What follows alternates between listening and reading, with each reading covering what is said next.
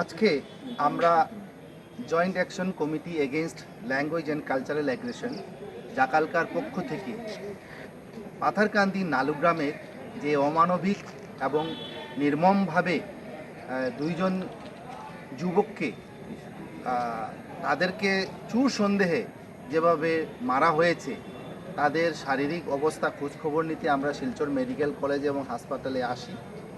এবং আমরা যখন দেখি, আমরা দেখার পরে এইভাবে আমাদের মনে দুঃখ লেগেছে যে বলার মতো কোনো শব্দ নেই আমার কাছে।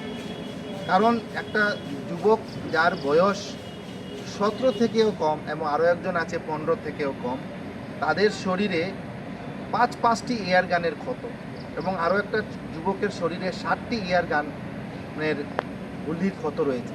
একটার মধ্যে এখনও 6টি গুলি রয়েছে শরীরে, যা স্থান অনবরত পাল্টাচ্ছে, মানে সেই গুলি এক জায়গায় থাকছে না, ঘুরছে শরীরের মধ্যে। আরও একজনের শরীরে 5টা গুলি এখনও আছে, শয্যাশায়ী হিসাবে আছে।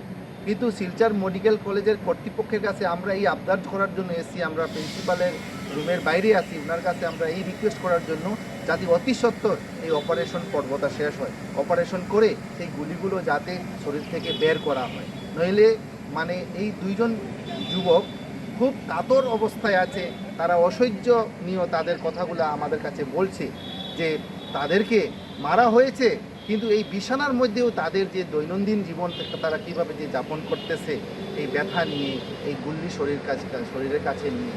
তো আমরা এই ঘটনাকে তীব্র ভাষায় নিন্দা জানাই এবং যারা এই ঘটনার সঙ্গে জড়িত, ছেলে হোক বা মেয়ে হোক, যে কোনো জাতের লোক হোক, তাদেরকে পুলিশ ধরে তাদেরকে দৃষ্টান্তমূলক শাস্তি প্রদান করা হোক, এই দাবি আমরা জাকালকার পক্ষ থেকে জানাচ্ছি।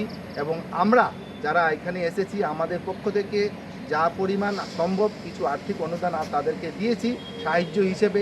সেটা পর্যাপ্ত নয়, ভবিষ্যতেও আমরা আরও চেষ্টা করব। কিন্তু আমাদের দাবি জেলা কর্তৃপক্ষ এবং আমাদের মেডিকেল কর্তৃপক্ষের কাছে যাতে তাদের চিকিৎসার সুব্যবস্থা তাড়াতাড়ি করা হয় এবং যথাসম্ভব তাদেরকে সাহায্য সহযোগিতা করে তাদেরকে সুস্থ করা হোক। ধন্যবাদ।